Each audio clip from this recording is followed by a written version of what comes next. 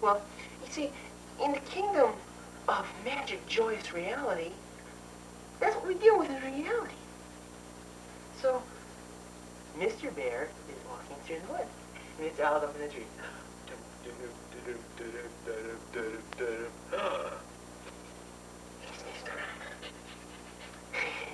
Okay, Mr. Owl's in a tree. Ooh, ooh, ooh. Mr. Bear comes up. He smells the tree. Mr. Owl. He sees him. Mr. Owl can't do nothing. Mr. Owl is real fat. He can't fly no more. Too much cholesterol. And anyways, he sees him. What's the bear do? Mr. Bear walks away with pieces of Mr. Owl in his mouth. Gross! And he drips owl blood and everything. Let's not mention it. Okay, what do we have here? Why, it's Mr. Dilapidated. Hello, Mr. Bonzo. How are you? I'm fine. Well, I'm not too good. You see, I'm falling apart.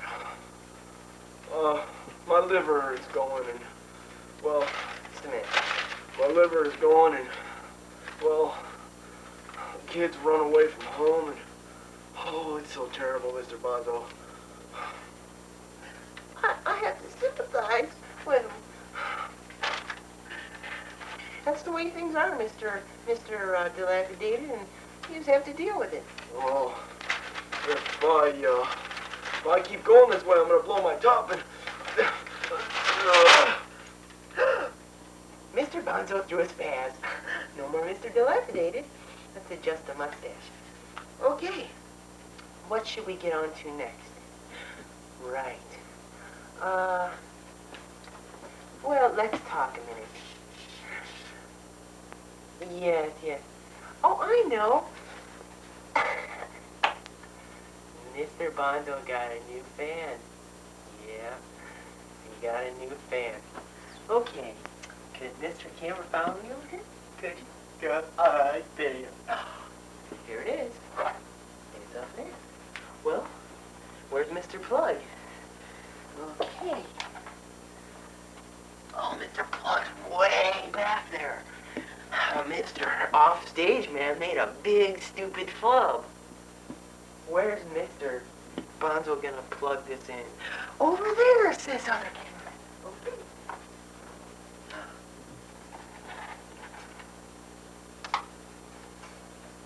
You wanna watch me plug this in, boys and girls? Mr. Cameraman is insisting on it. But we can show you some nice cartoons, but they've got all kinds of nasty old things in it. Okay. What we've got here, boys and girls, a fan. Isn't that pretty? Yeah, a pretty little fan. And, well, what I'm going to do here is, I'm going to show you something, boys and girls. Let's crank this baby up. Okay. We've got the family circus here, and we know how much everybody likes family circus. What if you stuck your fingers in that fan? Let me show you. I'll show you what happens to Jeffy and Dolly. They're ripped to shreds! That's what happens if you put your fingers in the fan. What a jokester. Well, let's go on. So much for Jeffy and Dolly. Let's go on to Mr. Hare. Hi, Mr. Hare. Hi. Okay. Whoops, I disappeared just like my magic box. Okay, it's time for Mr. Hare. See this, boys and girls? Got lots of hair. You got lots of hair. My kids do. What are these, boys and girls? They're scissors. Okay, let me show you what we do. Is Mr. Hare's hair sticks out too much. We've got to cut his hair so he'll look better. So what we're going to do is cut his hair down. Oh, there goes nice little trim. And oh, yeah, it's looking pretty good. Oh, yeah, okay. Okay, and we'll cut the other side here. Okay. Yeah, oh, looks really good. Yeah, know on TV who looks like this. It's the Steve. Okay. There it goes. Can you do that with your scissors? I hope so. Mr. Cameraman. Dear Mr. Bonzo, I am writing in concern of my 4-year-old child Alfonso. Recently on your show, you showed children how to pick up scissors and cut their hair. My son Alfonso found his father's letter opener and began to take swabs at his hair. I would...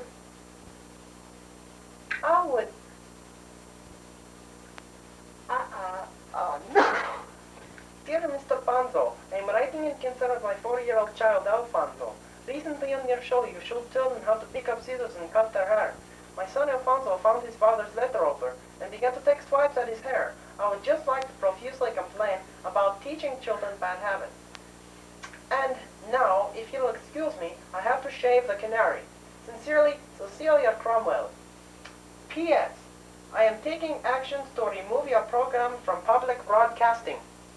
Well, Cecilia, I have a few words to say about that.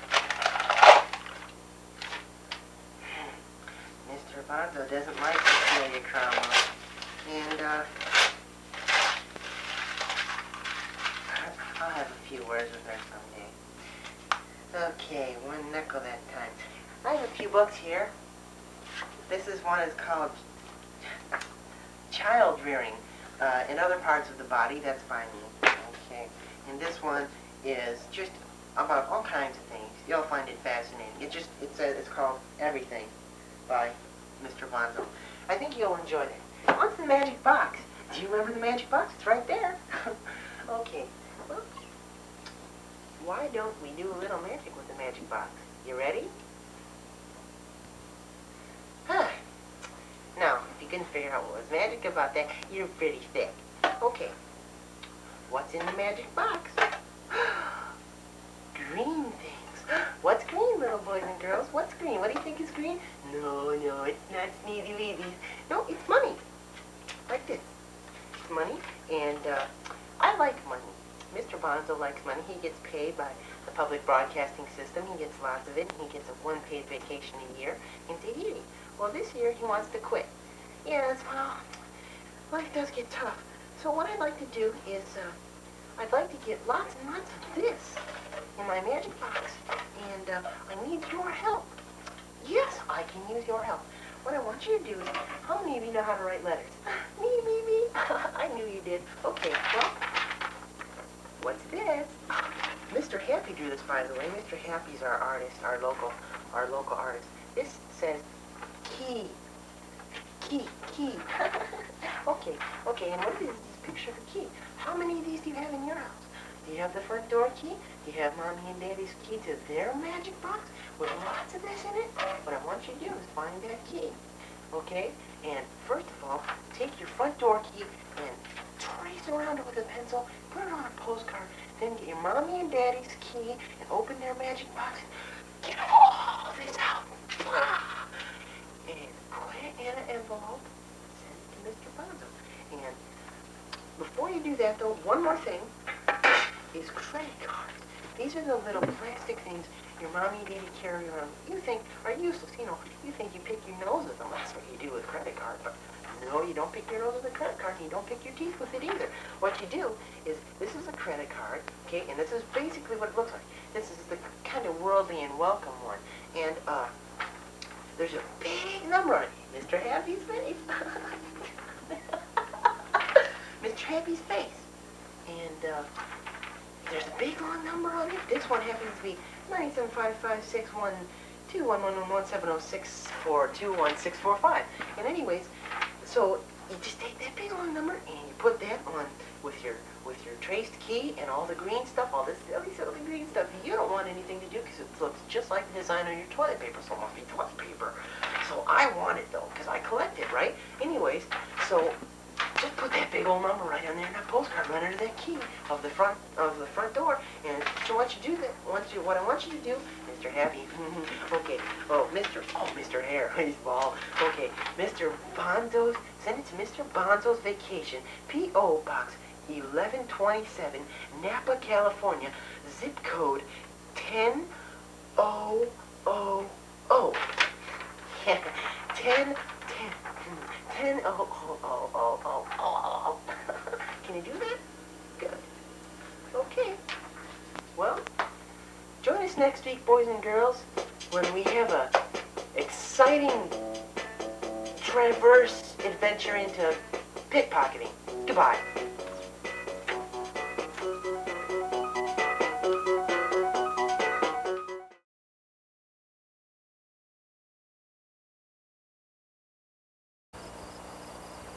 And now, Beanfield.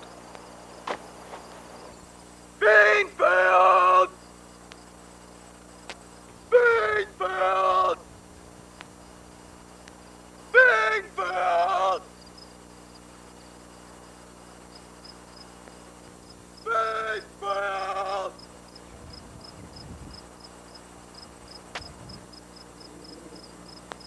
Beanfield! Beanfield!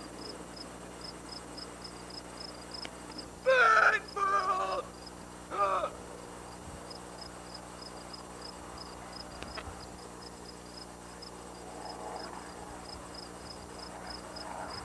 Beanfield!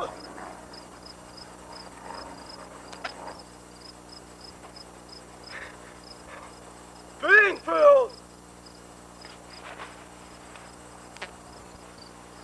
Beanfield! Beanfield has been a production of, not the Children's Television Workshop, but Oscar Hophner's Mayonnaise Festival.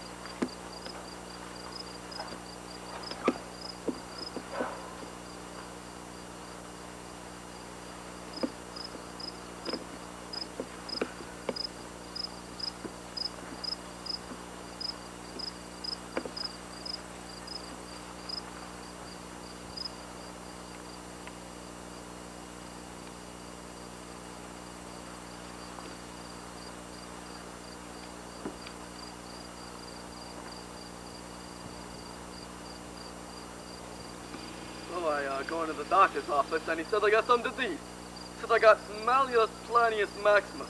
I don't know what that is, so I ask him what it is, and he says it's an infection of the butt. So what am I supposed to do? Tell my wife I gotta get a toupee? No, I gotta go to the Panamas and visit Hophner. Hophner was my friend. I don't live here, this is my little playground. What am I supposed to do? Hey, you shut up. Don't tell me what to do. So I go to the doctor's office and he says I got some infection. Malleus or something. The trees are falling down and 14 on the cement and you cook eggs. Oh, you don't make no sense, you big dummy. And you gotta get wood and everything, and the fireplace is going, and winter's coming, school's coming, and everything's coming, and I got under pressure, and I lost my work, I'm unemployed, and I have no work, and just the eggs on the forest, and Utopia, yeah, Utopia. I gotta go to Mars sometime, gotta go to Mars, and no, no way, man, I gotta do that. So I go to the waiter says, hey, what you think you're doing? Hey, come back here.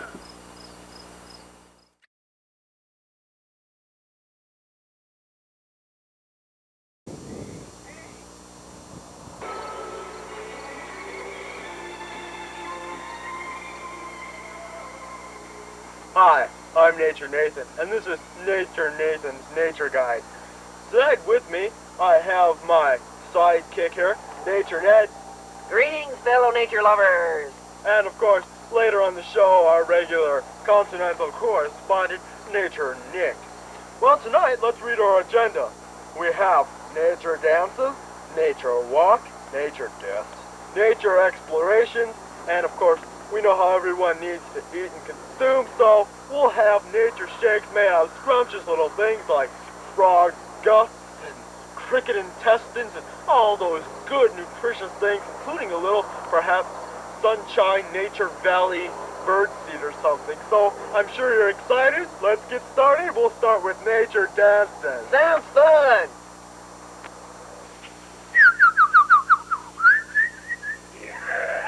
Hi. Well, now we're on nature dances. Well, you're probably wondering why there's a small interlude of little birdies. Well, let me tell you. They're nature's own music, their own brand, their own style, quality. So anyways, the first dance will be demonstrated by me. It's called the Flying Lizard. Somebody hum, please.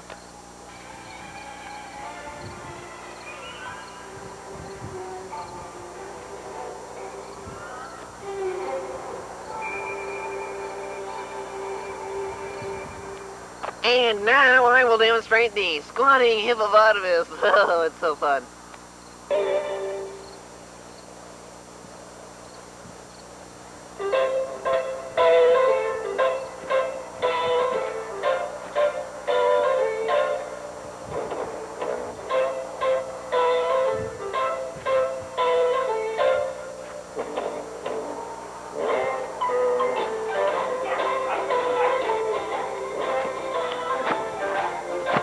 Now, the damaged lizard, done by both Nature Nathan me and the last one you saw, Nature Ned.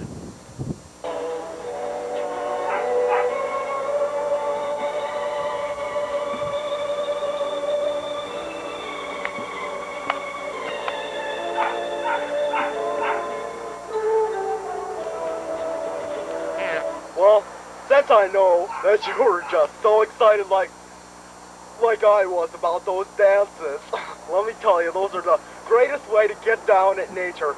Well, let me tell you now, we've got our favorite of everybody's, our continental correspondent, Nature Nick!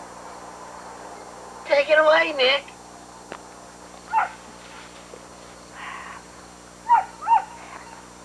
Hello back there, Nature Nathan and other nature.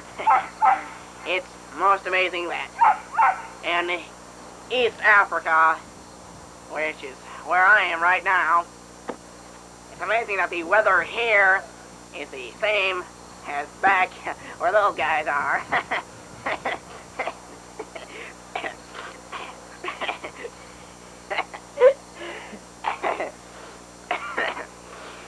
Alright, that's nonsense. Now we're going to be having a nature walk. Everyone loves those, especially me. There are some things you need to know about nature walks that are very helpful in your nature walking. Now, get rid of this mic. Inside your nature walk bag, you need to have certain things that you can survive the violent jungles of East Africa. I will open my bag and get these things out. I hear the natives calling. They're making chants, their drum beat, and I'll have to put on this robe so they won't attack me because they think I'm the goddess Hophner Katolimo Rapashnu. Oh, yes. Put on this robe, and then we'll be off on our nature walk. Good greetings. Greetings. Here to my left, or your right, we have the famous African eucalyptus band, weed. I will cross over the threshold. This fence divides East and South Africa. Thought you might want to know that. Now, this weed, the Africans use for throat medicine. back to you, Nature Ned.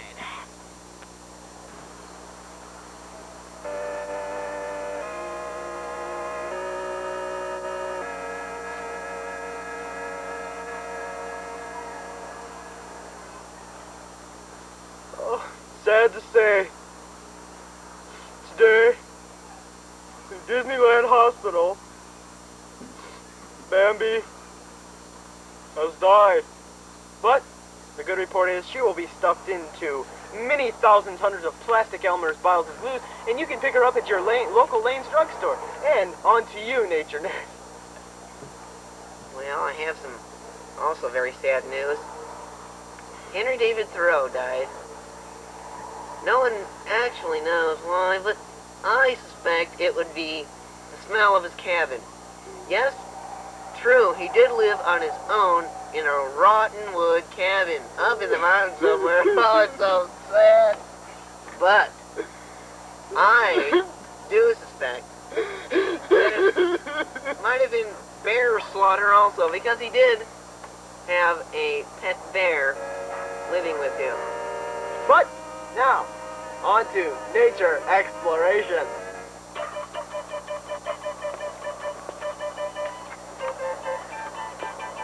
Okay! You know, one of the many things you find in nature today is not just going out there and examining your chemical substances and all the things those smarty-tardies do in the cities. It's rocks. How many rocks do you know of? Do you have any rocks at home? I'm sure you do. Look at the intricacy of this rock. I mean, it's solid. It can be used for many things. You can bludgeon a relative to death, or you can throw it at a dog or a cat and miss, perhaps, or you could destroy it, or you could throw it through your next door neighbor's window and into his lasagna. Now, back to you, Ned. What do you have for us today that's also in nature? I have a wood chip. Wood chip. The wood chip closer resembling a piece of wood junk poop. Ned, calm yourself. You know how those wood chips excite you. Excuse me. The wood chip has a tendency to fool people many times when they're out on their nature walks. They see it laying on the ground and say, the wood chip near. But that is not true, because they're also exciting. You notice what happened to Ned. They can just... they stimulate you. Go ahead, Ned. Sorry. These certain intricacies of the wood chip material, they come apart, as you notice, because of being weathered through the years. Weathered, Nick. Weathered, Ned. weathered, Dude. weathered. The woodchuck disposes of his excrement in the same way that a wood chip would be made. The wood chip falls off of a tree. Okay, and that's then enough. lands on the ground. Yeah, that was interesting. Now, what do we got here? We got a leaf. We have leaves. Notice, you'll find these in the forest all the time.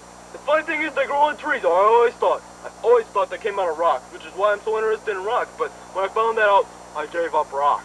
Because rocks deceived me. Leaves have veins in them. Leaves have veins. Most of them are green. Some are brown only because there was a lonely hiker in the forest with no toilet paper. Now, on to Nature Shakes. Nature Nathan and I went out and collected many various articles from the wood forest, including bits of dead branches of trees, little leaves, some with chlorophyll in them, some with not, little branches of evergreens, and the infamous wood chip. And we put them all in here, and what we're going to do is make a nature shake. Are you ready?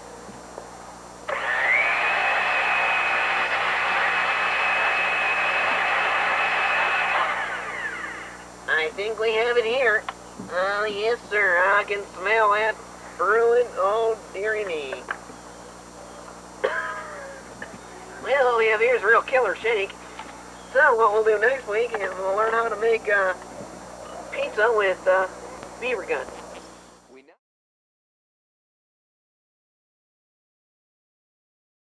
We now interrupt this appetizing program to bring you Nature Nick, our correspondent in Eastern Africa, where we hear that something exciting has just happened. Good greetings. Here in Africa, Nature Nick, which is me, I found out that the Africans did not believe my story about being the goddess of their land, and they're threatening to do bodily harm unto me.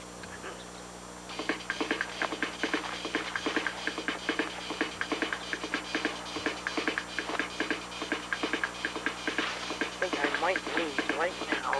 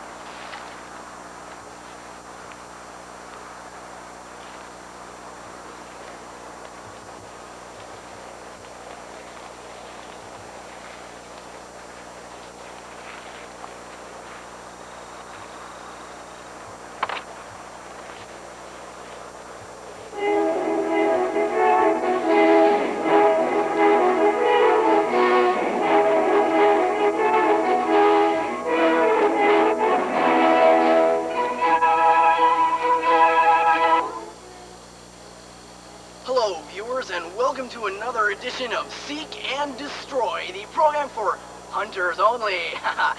This week we'll be interviewing and following Butch and John Boy on their tree hunting.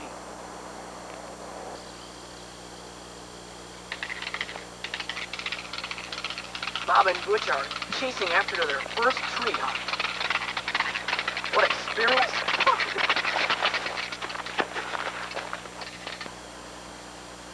In this scene, you see Butch and John getting ready for their first tree kill. Butch is setting up a first tree decoy to attract the trees, and in the background, John is getting ready for the National Tree Mating Call.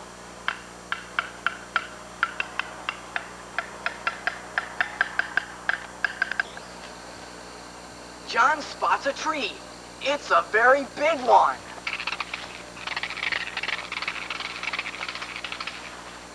John goes for the kill.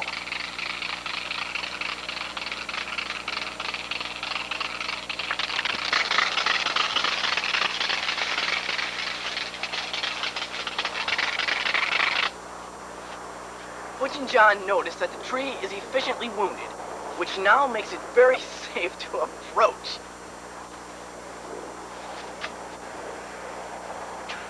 Butch spits on the tree and make sure it smells right. Now All right, boys. I'm the warden of these parts. I've been watching you too closely. You've been hunting trees, haven't you? Yeah. No, sir. What makes you say that? All right. Well, let's see your permit, Smarty. That's unofficial. I got one in here. That's empty. I got one in here. That's empty too. All right. Must be at This home. is the first offense. I'm not gonna do it. But next time, I'm gonna have to be more aggressive.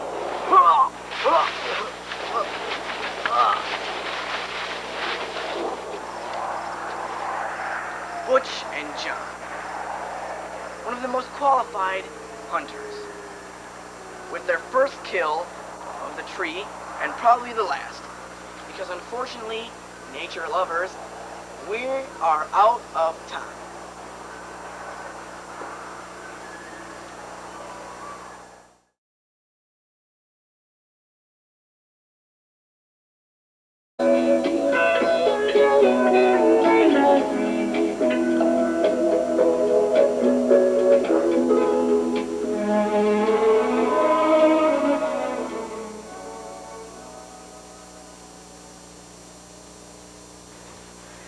Hello, viewers, and welcome to another edition of Appearance Counts, the intellectual program for businessmen on the go and want to look their best. It is from here we go straight to Africa. It is from here we go straight to somewhere. From somewhere, we go to there. From there we go to here.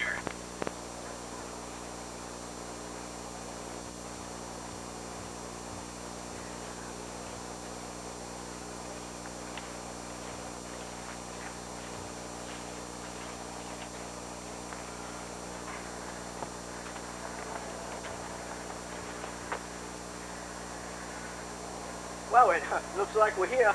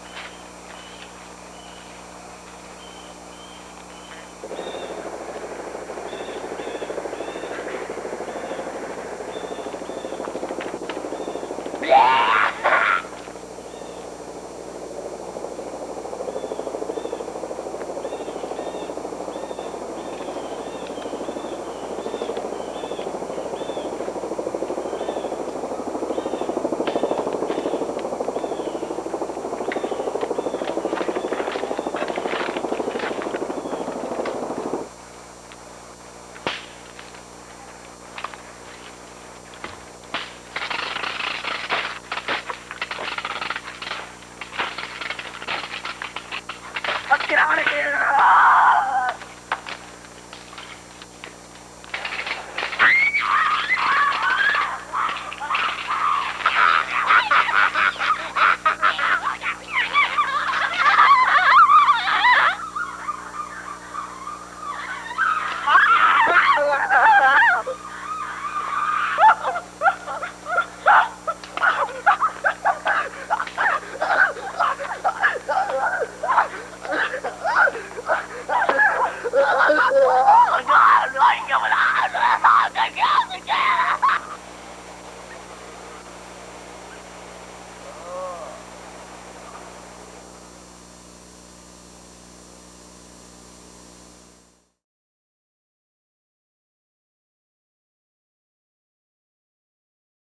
And now, Seek and Destroy presents Smart People Hunting. Today on Seek and Destroy, we are going to be following the paths of Max and Snake Eyes as they are hunting stupid people. The hunters. The hunted. Today, Max's and Snake Eyes' quarry will be Sned and Rupert.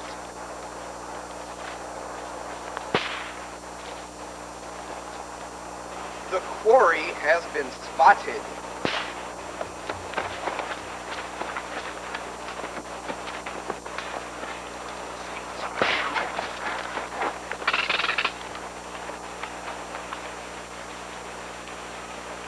They're off on the hunt.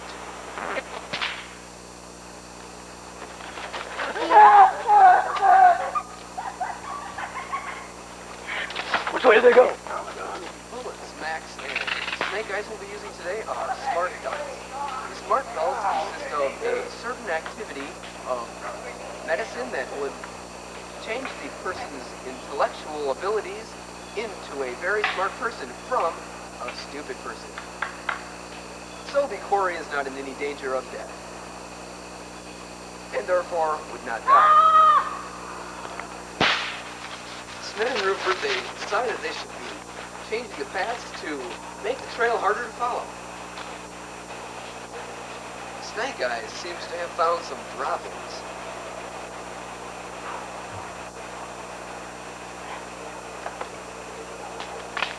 They decided to go after Rupert as their first quarry.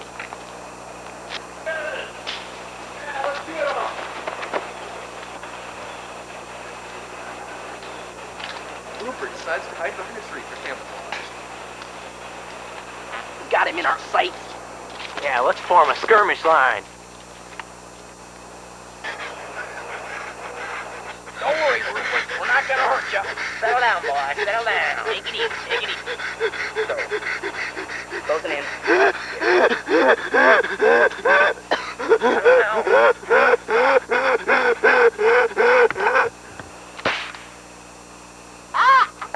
The dart is in. Let's tie him up. Now that Max and Snake Eyes have captured their quarry, they will tag him before letting him loose into the wild world of stupid people.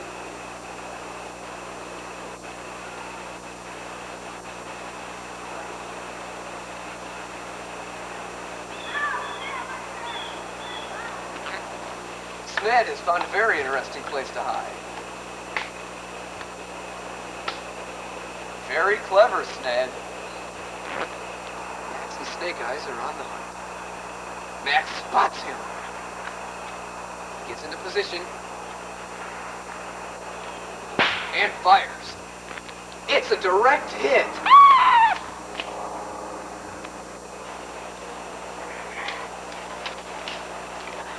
And now begins the tagging process.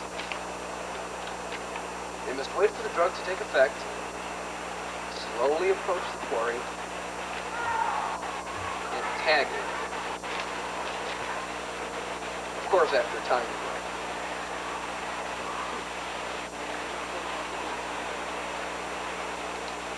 Research is being done now on these stupid people, and new things are being found out about their culture. Now the proud hunters display their trophies.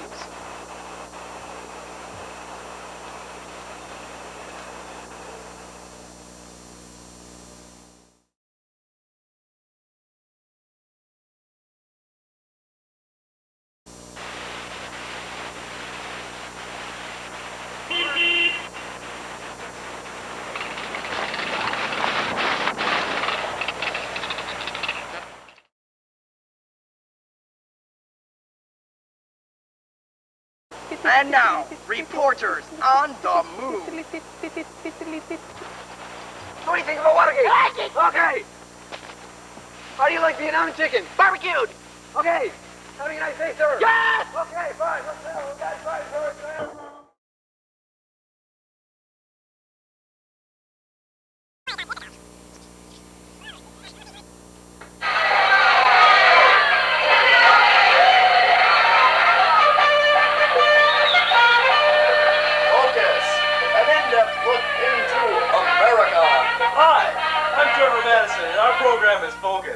Today, Focus focuses on Clive Blue Flats.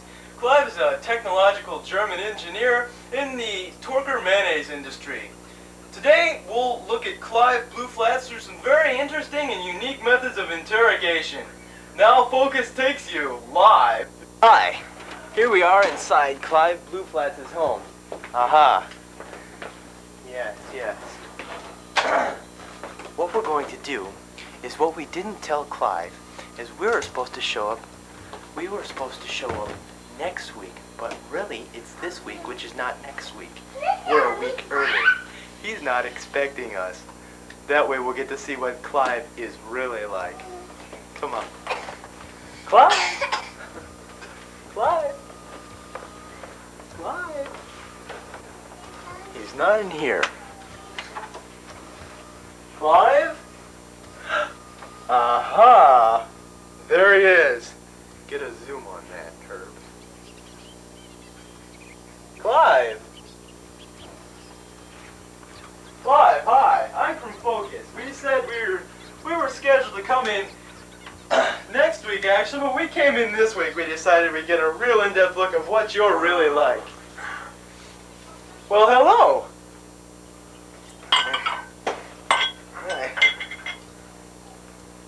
Well, it's so nice to see you're up and awake. What do you do when you wake up, Clive? What's the first thing you do? Take the sleep out of my eyes. You do. Can I ask you, Clive, a small question? What did you put under the covers? Medicine. Zoom on the spot where he put the covers up.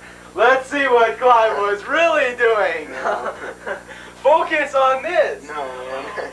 Whoa! Clive was... Did you tip a few too many, Clive? I guess you could say. Okay. Well, what do you do as soon as you get up, Clive? I usually, Is this American? Get up, Clive. Tell us about yourself a little bit. I was born and raised in, Yes, that's a... Okay. Well, Clive, since we're investigating your life and we're going to be living an entire complete day with you, let's start out by examining your bed. Clive sleeps with 3 pillows. Note how he just... flops his clothing all over the place. And what's this? Oh, no. Fred, do a zoom. No. It's my mom's. How about that? What are we doing with this, Clive?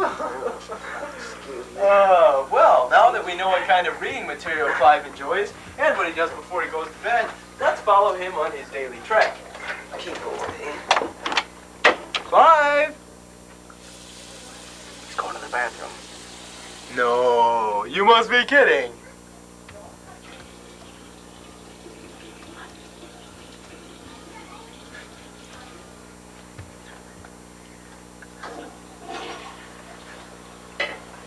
Clive! What are you doing in there?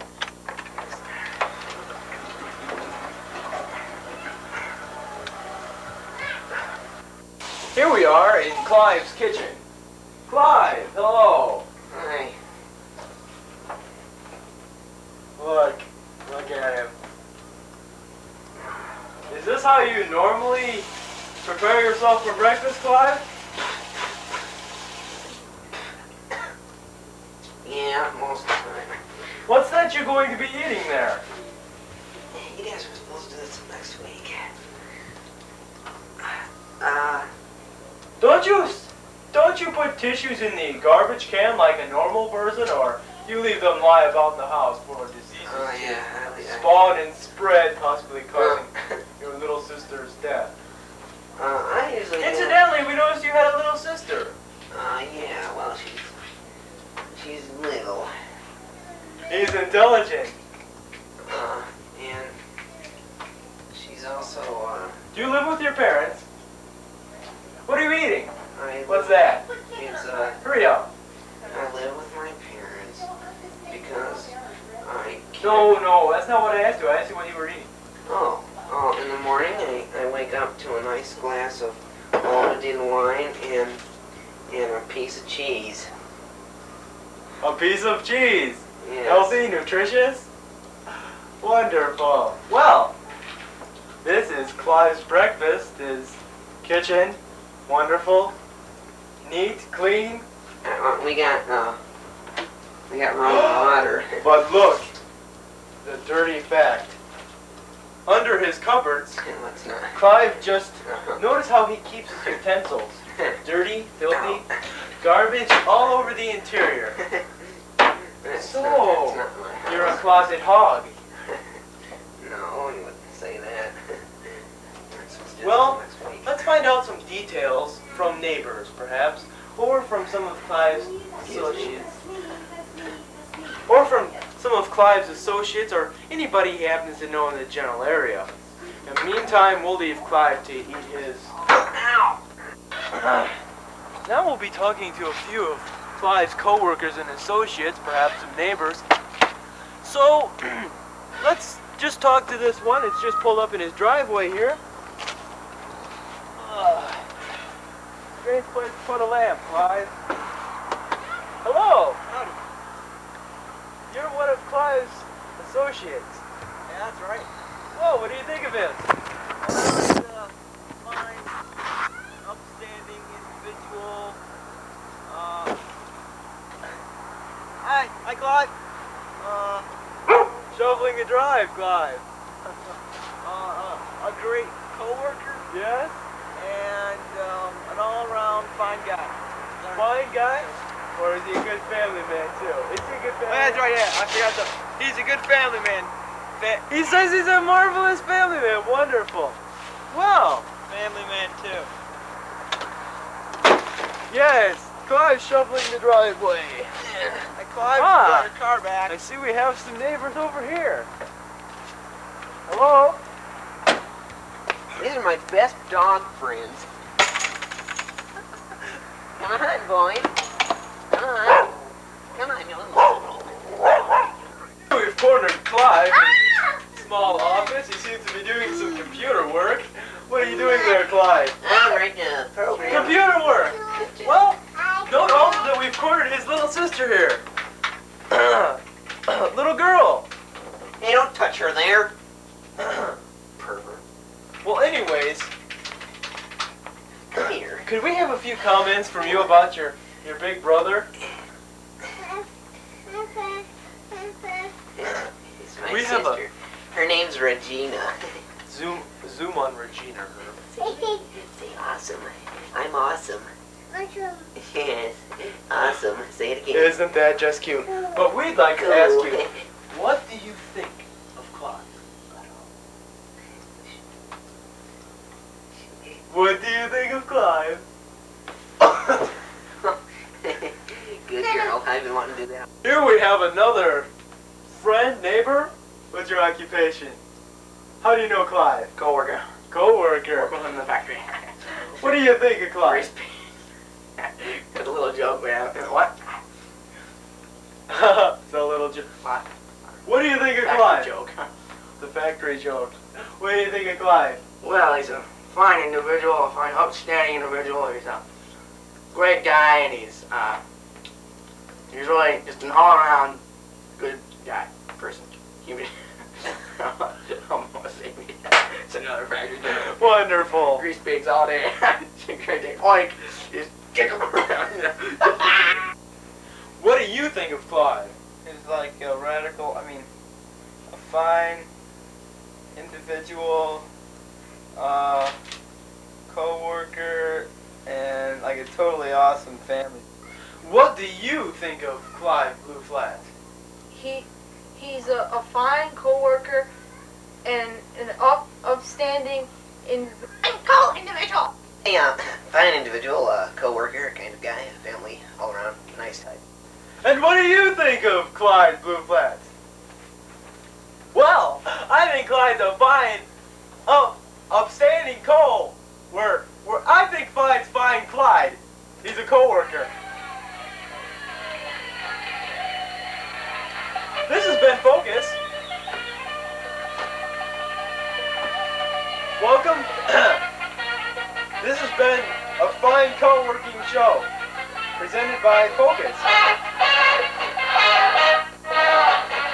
Until we next meet. Bye good.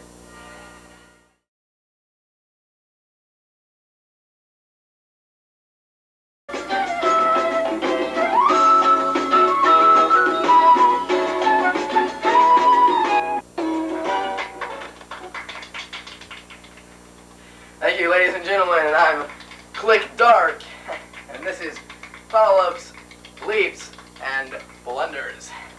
And my partner in crime, Sped McMahon. So, Sped, how's the family? Oh, we're just fine. Why, Spat, we're eating lots of cheese.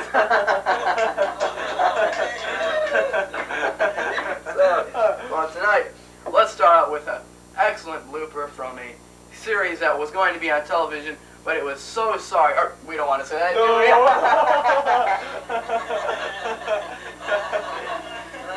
But let's just say that this was okay. And here's the cut from the movie or skit.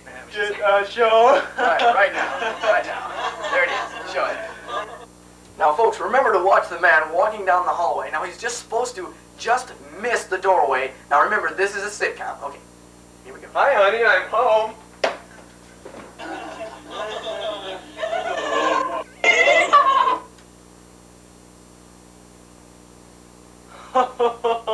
Wasn't that hilarious? Well, let's interview Clive and see exactly what was running through his mind when he made that mistake. Clive? I hate it. What exactly was running through your mind when you... Clive, we see you still have traces of the accident on your forehead. Yeah. What was running through your mind? Well, my career in perspective of my movie and television. Oh! And like what I would do in future days, and my love scene with Raquel Welch. And Oh, things like yeah. that. Yeah. Okay, thank you. Hey, now we'll go to the blooper that is been a highly requested favorite by many of the sportscaster who can. Right. So Now be sure to watch here as this man makes a double blooper. He completely screws up an important statement about America. top story tonight. President Vacation was going on a long Ronald Reagan because he needs a large breast from the White House. Large breast. Large. The breast. Wasn't that great? Well, our next thing is the practical Joke. Yes. Okay, now, the object of this practical joke is to get Neil Cromwell, star of Days of Our Lives, to get on the stairs. And we kick him down the stairs. The object is to kick Neil down the Throats stairs. to break it out. It's hilarious. You'll love it. You'll really enjoy it. It's So marvelous. here's Neil with the good old pick up the dollar trick. Notice Sped and Nick are up on the stairway talking and laughing and having just a wonderful time. But notice now Sped's getting out the dollar. Now he's getting out the dollar. Watch this, folks. This is hilarious. This is the funny part. Here he comes. Now watch. This is the trick he goes. He drops on the stairs. Neil goes to pick up the dollar. That must be the funniest one we've done yet. Oh, it was a joke, you silly. A joke. It was just a joke. Now it's time for the favorite part of our show, the girl with the golden bloopers. But she's not here tonight, so we'll just give it to the man we thought flubbed the worst during this sitcom and television season. Ladies and gentlemen, Clive Blue Flats. Thanks. Here You you got are. your glasses, Ed. Oh, thank you. Found it backstage. Yeah. I want to thank my mom and my little sister and God. And God. Yes. And I just will covet this blooper Oh, award. that's marvelous. And I'll put it up on my shelf. Well, anyways, that's the end of our show. So, we'll see you the next time with another hilarious edition of Foul-Ups, Bleeps, and Blunders. Goodbye.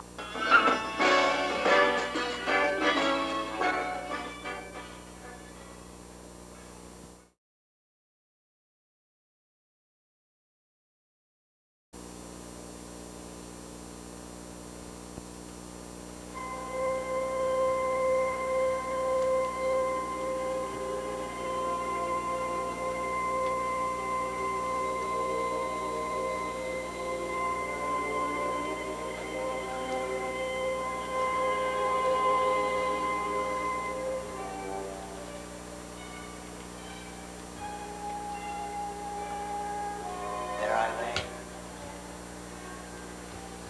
And before I knew it, I realized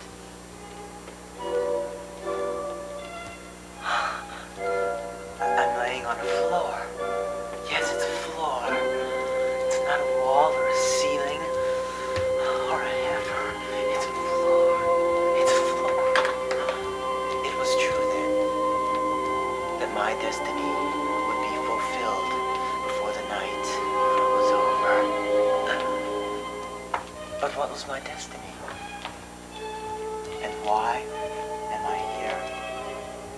Suddenly, I noticed above me a ceiling and a fan.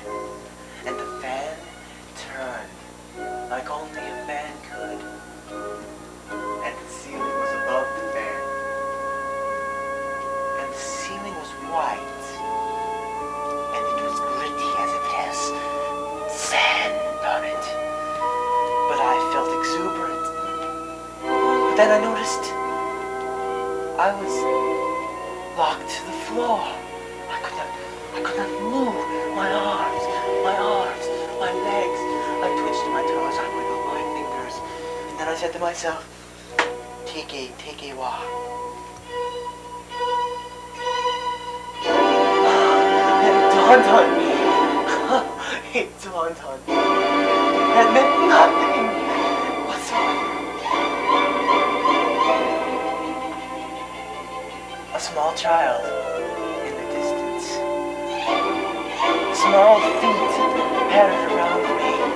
Yes, it was true. A little child danced about me, and he was dancing on the floor. had a heifer or a cow. He was on the floor, on carpeting, on fibrous substances, not cellulose. Oh, it was wonderful. And I felt like a piece of potato. It was wonderful. It was almost as if I was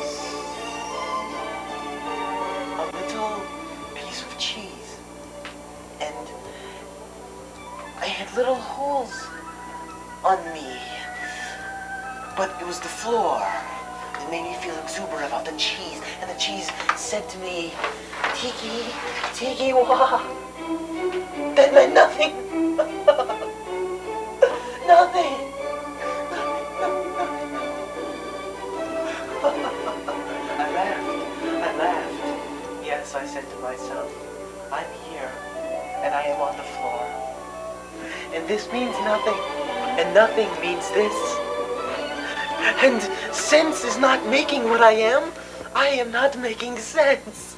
And it was joyous. The fan continued to beat as only a fan could, and the child's feet danced and frolicked about me. What was this? What was I going through? Suddenly, I began to dream, and it was wonderful, simply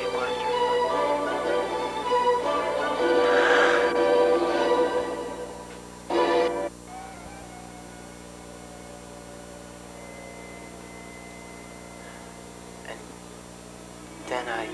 then I knew that I was holding candles. I knew it. And then I was holding one. But I did something rather magical that night. I lit them. And I lit one with the other, and the other with one. And you may ask me, why do you hold these candles? Yan chivo mu. And if you say that to me, I will say to you, that doesn't mean anything at all. And if you say to me, Oobi, Woojies, I'll say to you, that doesn't mean anything either. And this was my dream. Marvelous as it may seem, it was wonderful, in fact, that I decided that I was going to grow up and be a molecule of diaphanous cyanide. And I said, hey, why are you holding those candles? And what's this deal about cyanide? I don't know. What was I doing with two candles talking about diaphanous cyanide? Don't ask me. Just don't. Don't ask me.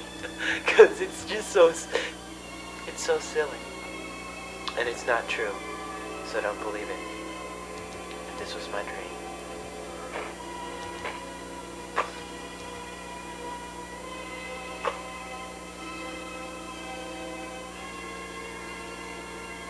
This was my dream.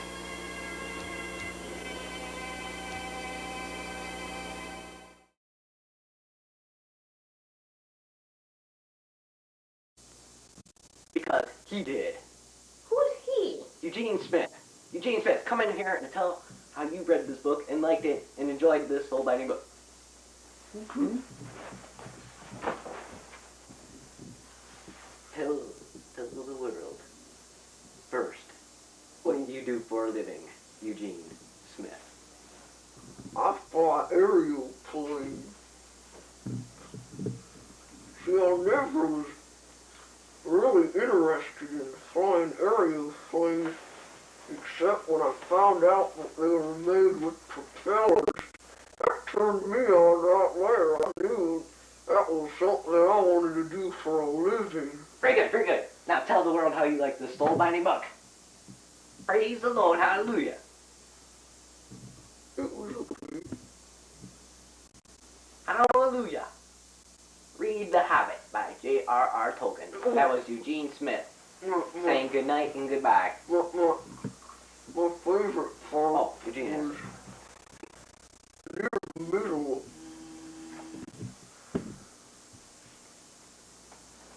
Where's the middle? Where's the middle? I think it's right here, and I'll tell you one second. There you go. Eugene Smith, everybody, telling his favorite part of the book, The Hobbit by J.R.R. Tolkien. Well, my favorite part in the whole book is called Earth. It's where this. Well, here is Mirkwood, said Gandalf. Very good, Eugene, very good. You can leave now. Read it, because he did. Eugene Smith, when did you first get a hold of this book? By J.R.R. Tolkien. Well, I'd say it was when I was in a man's drugstore, and I was leafing through the cycle magazines, and I came across this book right here, The Hobbit by Come on, It's hard to say. well, slowly bring it out. Okay.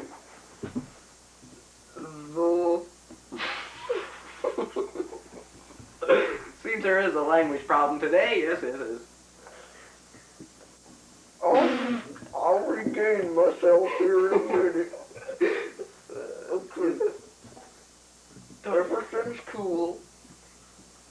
The Hobbit, but by J.R.R. Tolkien. My favorite part is where he says, in the middle,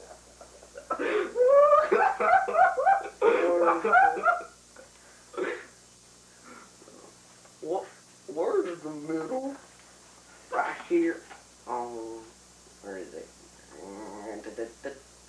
Didn't we do this already? Right there. Okay, my favorite part is where he sits right here.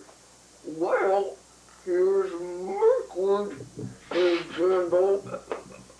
Thank you, Eugene Smith. Read it, because Eugene did.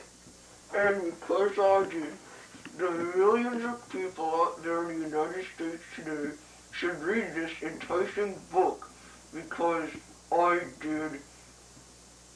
He did. And it was fun, because it was good reading material. It kept me occupied while I was... Read it, because Eugene did.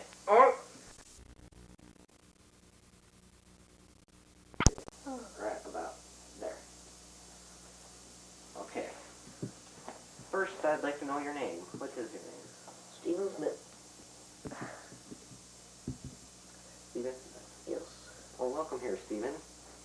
Thank you. Have you ever read the book The Hobbit by J.R.R. Tolkien? Yes, I have. I've skimmed through it.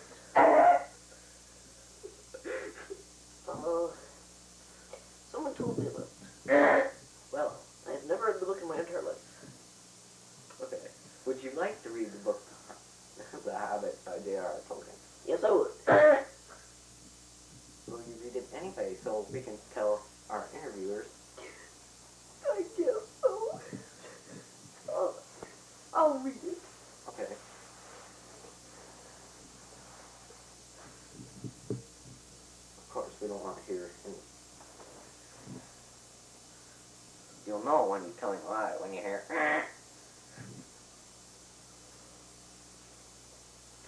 Okay. Are you done reading the book? Yep. Did you like the book? Yes, I did. I mildly enjoyed it. Really enjoyed it. Did not enjoy it at all. What was the best part you liked in the book? Oh, the part where he was walking through the hills. Through the forest. Through the lake.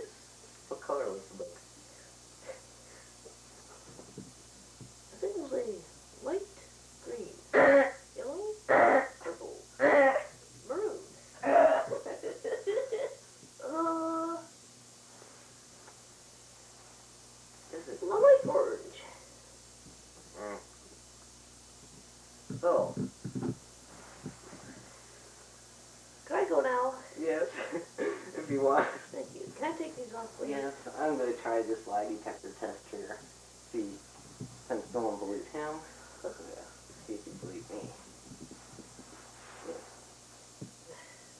Yes, okay. Would one of our producers please ask the questions?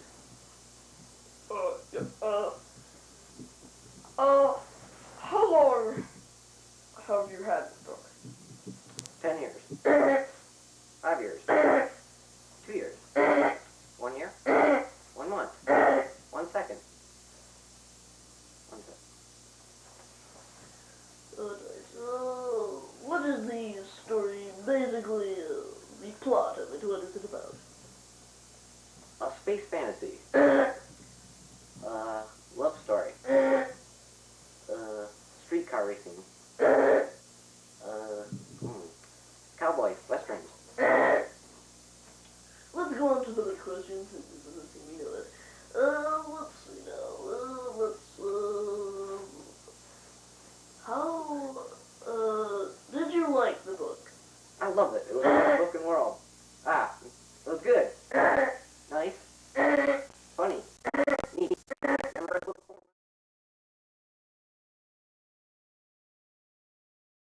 We're the Dover Elevator Brothers.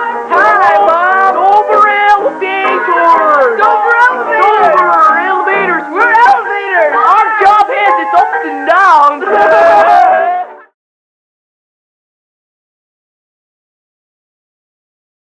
Hi, John here has a problem. He cannot get up in the morning. So what we're going to do to John here is we're going to make him get up in the morning. As a matter of fact, he's still asleep, aren't you, John? Aren't you? Come on. Admit it, John. Admit you're asleep, you little piece of John. Come on. Come on, John. So what we're going to do is we're going to try to get John up. Now, the first various means of getting John up, besides kicking him in the face or things like that, we'll be throwing him against wooden objects in an attempt to get him up. But, sometimes it won't work, so I'll need the help of my assistant, Matt. Matt, help me get John up. Oh, dear. John's foot's coming up. John get up now? No, John can't get up. Fine, step on. Step on face, we don't skip the camera. Okay, well, our next tactic is... Oh, guess right, it's step. Instead of the step in the face, will be an attempt to,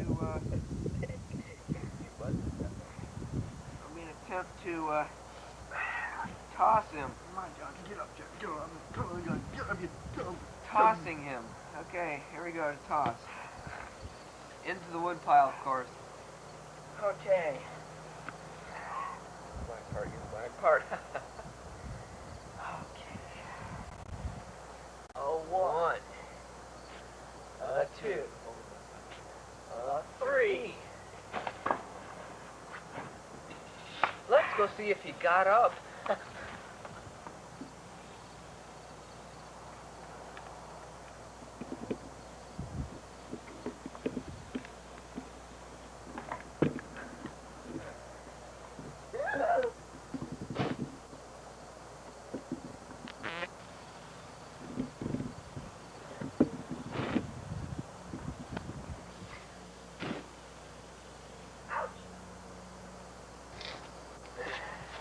That was fun. John still isn't up. Turn him over. Still isn't up. John, get up. Now don't do that, that hurts his neck. Okay. That one would be too long. Okay, so maybe this is pretty stupid, but okay, I'll get the leg. Okay, ready? Come on, get the arms. Okay. Guess it's okay. A 1. A 2. A 3. I bet he's not up yet, though, guys. Oh, let's pull his pants up. Don't look.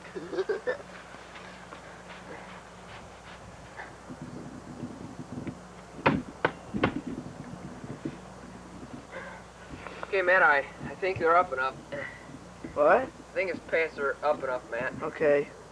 So what we'll do now is continue with the procedures of waking John up. So, John boy. Well, maybe we'll try a new tactic called the head plunge, as I showed you just a couple minutes ago. John! Goodness. Boy, this kid doesn't want to get up for school. Must have had a lot of Cheerios or something. Oh, John. Look what you done. Don't hit the shirt. Are you recording? Oh. That's enough of that. And, tuck in his foot here. Get the camera back down here, you know, slime back up. Okay. Well, maybe my assistant Matt would like to come out and stop tilting the camera. Okay.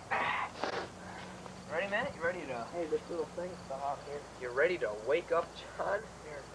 Here, Mark.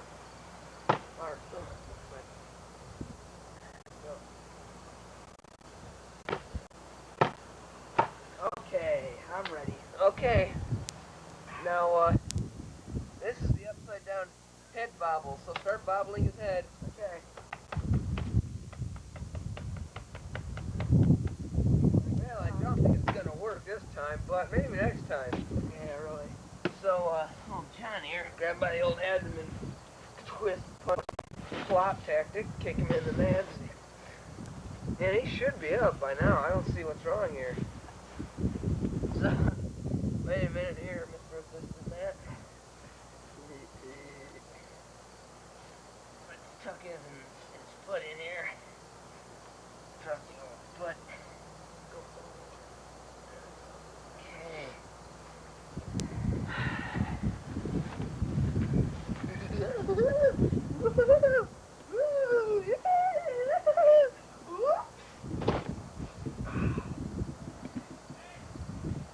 Hey, what?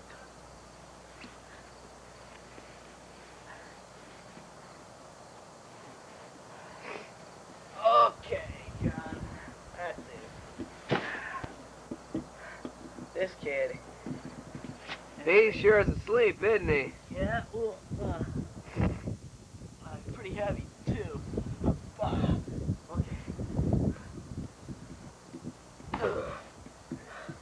Why don't you move the camera over there so I can get a shot of the fins? Okay. Okay? Yeah. What? Okay, this is a new tactic called the fence wake-up call.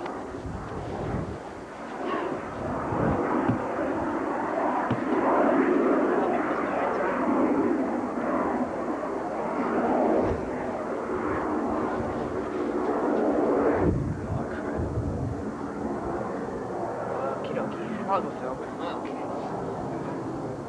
Now, John here just does not want to get up anymore. So what we're going to do is just drop him over the fence, and his legs came out again. Boy, I'm telling you. Ooh, that was tricky.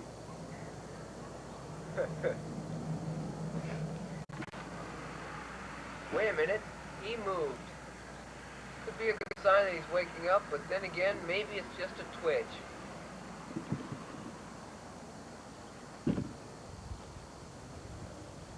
Here we go. John, yeah, boy. Well,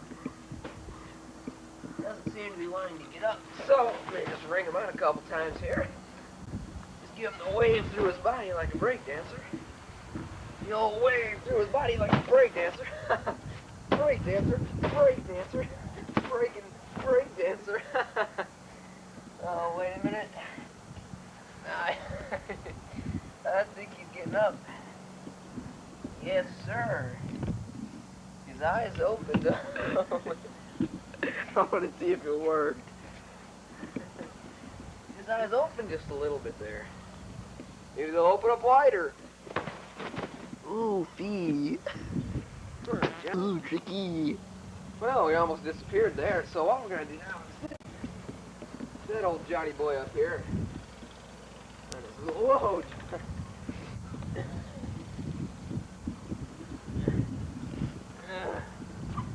Boy, getting a little tired there, Johnny.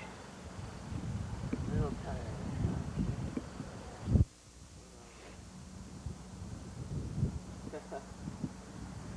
Boy, now doesn't he look tired?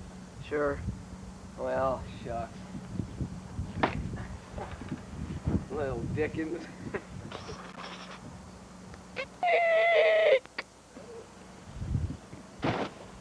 Excellent.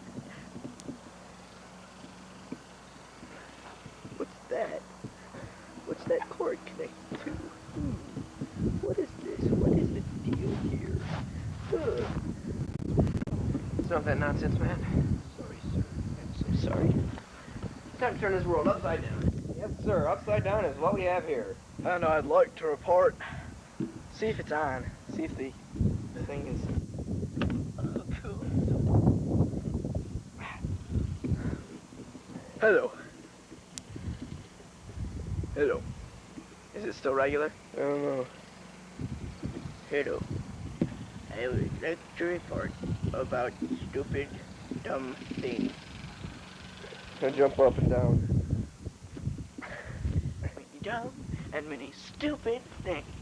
Many dumb and many stupid things. So, jump up and down. Okay, now let's turn this world back up on its feet. Think it did anything? I hope so. What do you think we're taping over it? I don't know. We're gonna try the running jock strap breaker with our friend John here. And after this, we're gonna watch it. So, this is the grand finale to see if he gets up. I bet we're not filming this in SLP, which we are.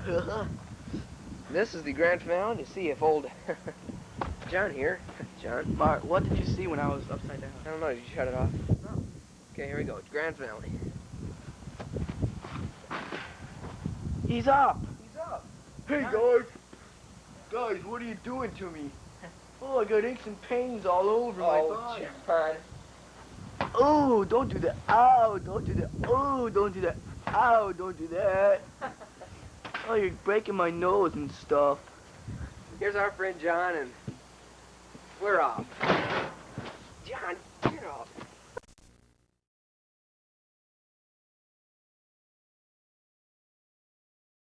In 1941, the Americans had developed a new weapon. It was called the Killer Joke.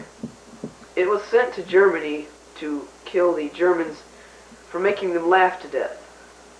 Yes, the Americans had tested this joke, and we have live video. Are you ready to read the joke? Alright, unveil the joke. Read it.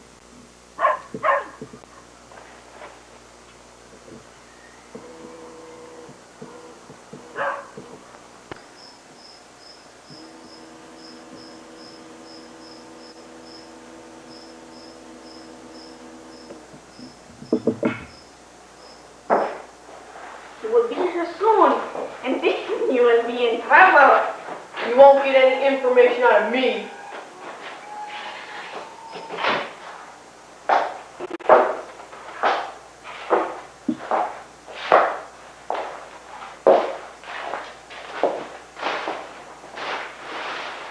What is the famous yoke?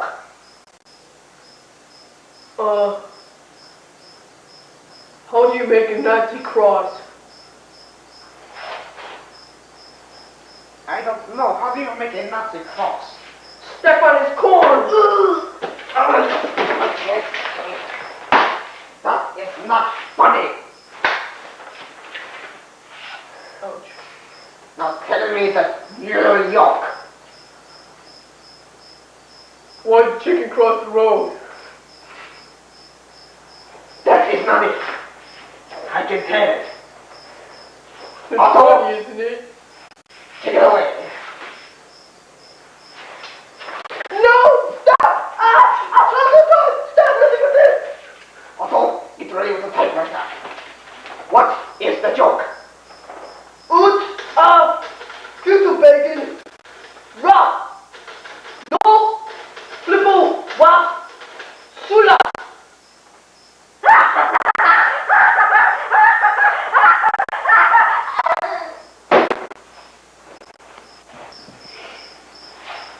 That is not funny.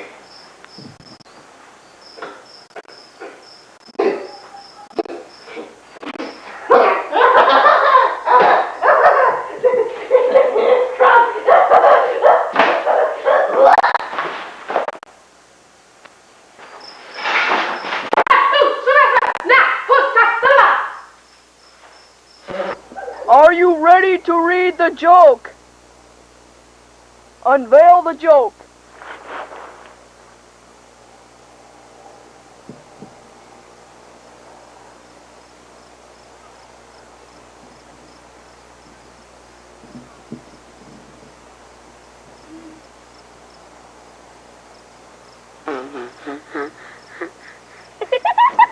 Are you ready to read the joke? Unveil the joke.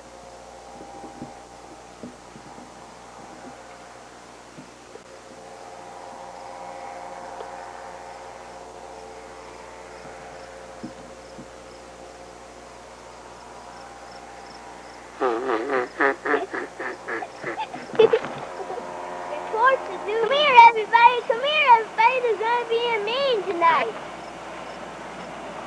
What'd you say, Sarge? There's gonna be some kind of meeting? What's going on? Some kind of meeting thing? Yes, there's a meeting. You better be there. You better be there, and you better be there too. Okay, we'll be there, Sarge. Today at the meeting, we're gonna talk about a trend. Okay. Where's Homer? Here I am, right here, Sarge. No, you have to be late. You have to be late. No, here, Sarge. Here I am. I'm going to the bathroom. Go to the bathroom. Well, I'm gonna... Start digging. Oh, okay, but, where's Chuck, Sarge? Oh, he went to the bathroom. This is hot work. Here I come. Ooh-wee. Sorry I'm late, Sarge. Okay. Will I dig a trench? Start digging. Okay. I'll be back in a couple hours. You have to go where, Sarge? I have to go. Yeah, I have to go to the bathroom. The bathroom. Okay, see you later. Sarge is a nice guy. We keep on pretending we're going to the bathroom. Well, should we quit? Yeah, let's go, let's go somewhere. Okay. I don't want to dig anymore. Are you ready to read the joke? Alright? Unveil the joke.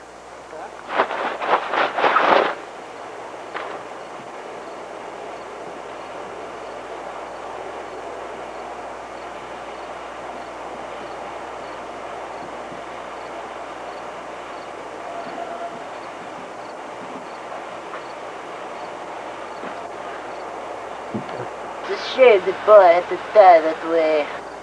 Bring in. Ah, there he is. The next victim. Are you ready to read the joke? You're now going to read a joke. Prepare to die. Unveil the joke.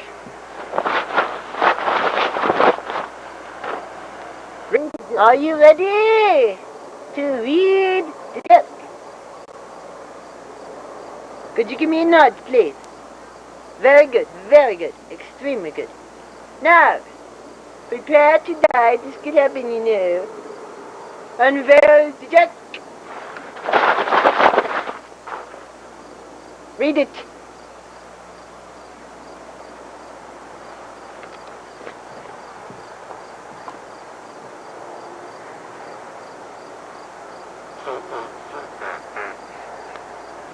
It's a shame the boy has to die in such an awful manner.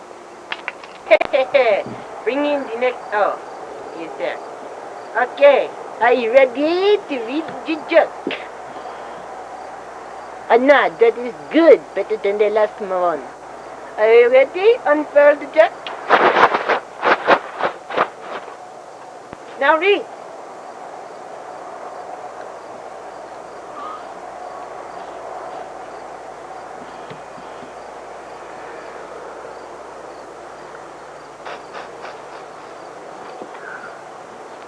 It is such a shame that these boys are dying in such a manner that I do not like.